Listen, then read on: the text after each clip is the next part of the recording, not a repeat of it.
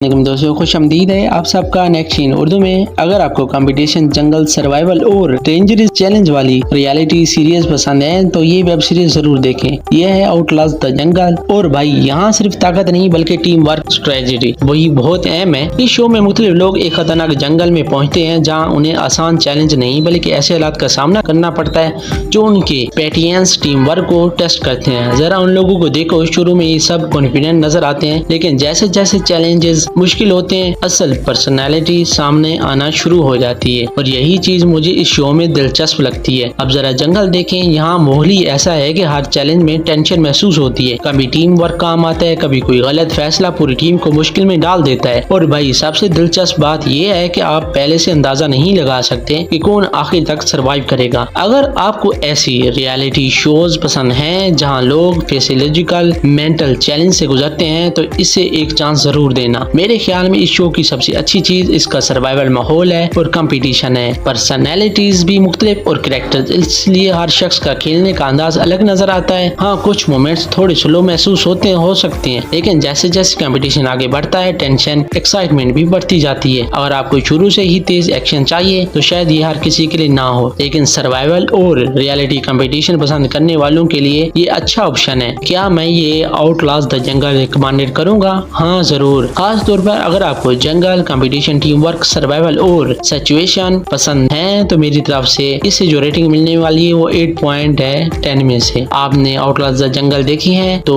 Comment में जरूर बताएं और ऐसी मूवीज और वेब सीरीज के लिए नेक्स्ट इन उर्दू को सब्सक्राइब करना मत भूलें। अल्लाह हाफिज दोस्तों।